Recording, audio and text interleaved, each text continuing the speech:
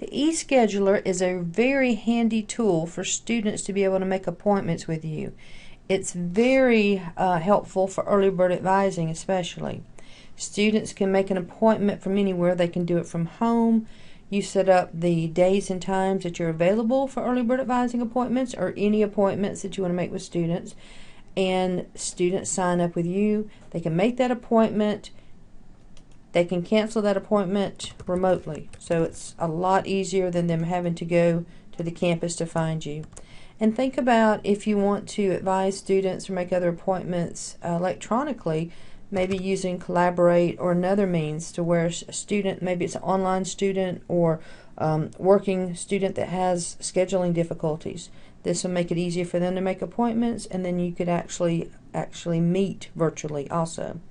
So all you have to do is log in with your username and password, just like you'd use to log into your email or any GHC accounts. And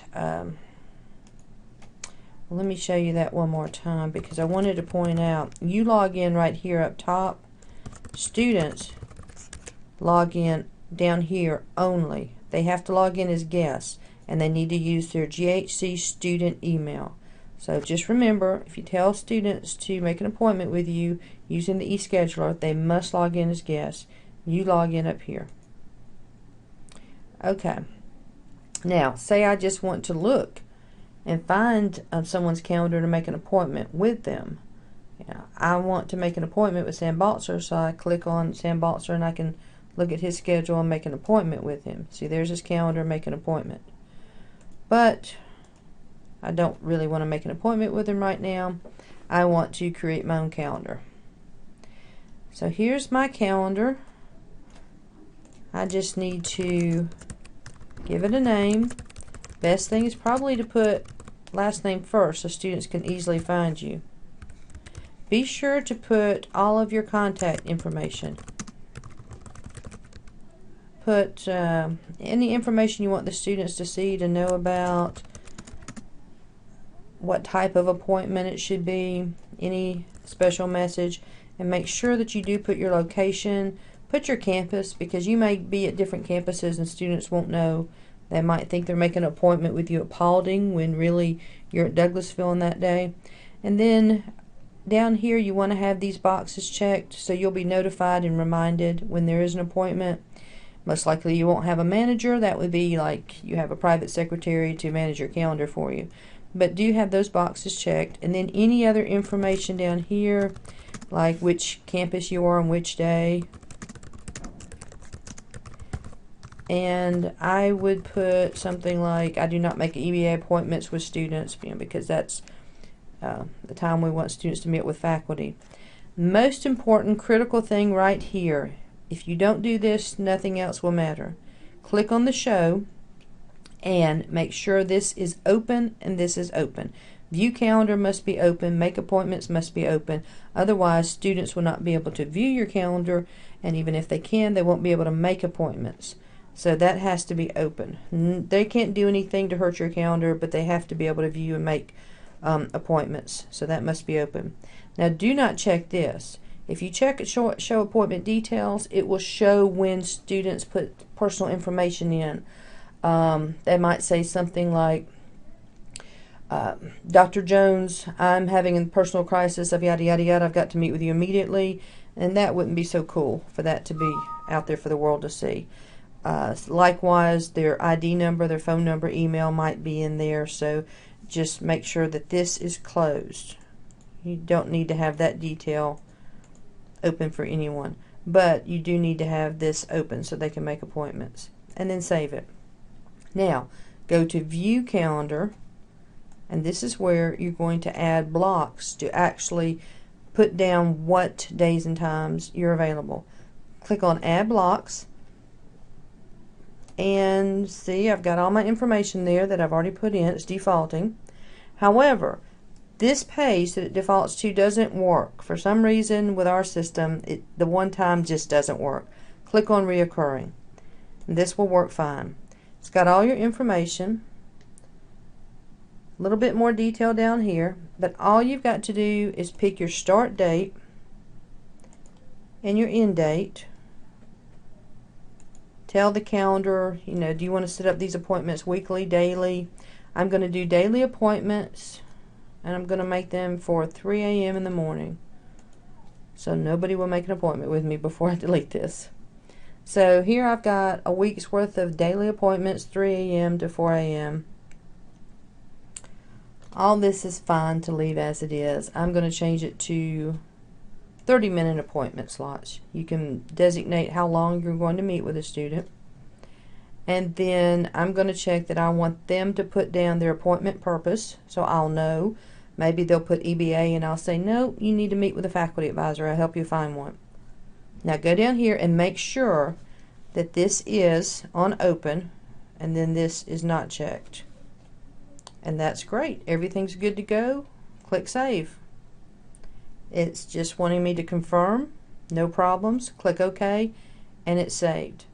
Now you can see these are my appointments. Now, if we want to test it out, let's log in as someone else. And I'll find myself. This is something you can do to make sure you've got your calendar set up correctly. See, I found Ledbetter Joan. Click down here on Make an Appointment. And click on February 11th, 3 a.m. And you'll see I've got these time slots.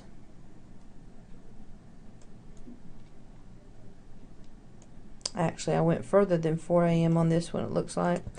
So I'm going to make an appointment with myself, because I don't ever get to talk to myself these days. I want to be reminded, so I'll get a reminder going to my email address, which will be this personal address down here, and save it. Now, if you'll notice, you see right over here, I just received an email that Joan Ledbetter at Gmail made an appointment with me. And if I go into my Gmail account, I'll see that I've got an email reminder there as the person making the appointment. Now, if the student decides later this time isn't right, they've got to make a change, they can cancel the appointment. They come in and just click right there to cancel, confirm it, yes, cancel the appointment. Done deal.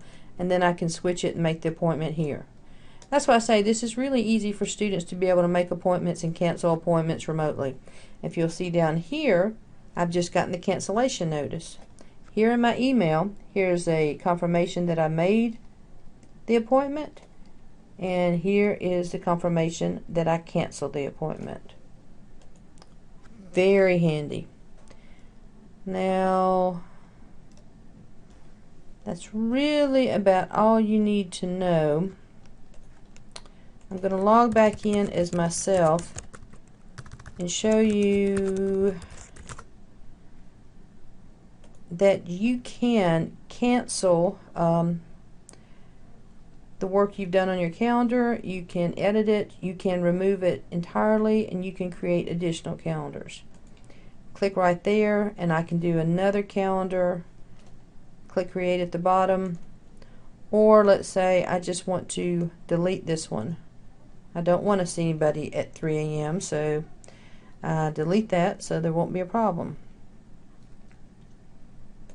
What I would like to do is make an appointment with Billy Morris. So I go down here, and I'm so upset because he doesn't have any appointments made yet. But let's find somebody that does.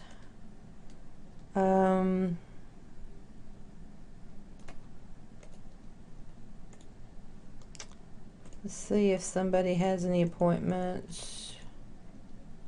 Aha! Jesse Bishop did have a bunch of early bird advising appointments, but that time has passed. But you see how easy it works? Please let us know if you have any questions. If you need help with it, I'm available. jledbetter@highlands.edu. Happy to do workshops, one-on-one, talk to faculty groups. If you have any specific questions, you can email me or advising@highlands.edu. And you might want to think of some other ways you can use a calendar. But that's it in a nutshell. Let us know if you have any suggestions for it, problems with it, if anything doesn't work correctly, and we hope you enjoy it.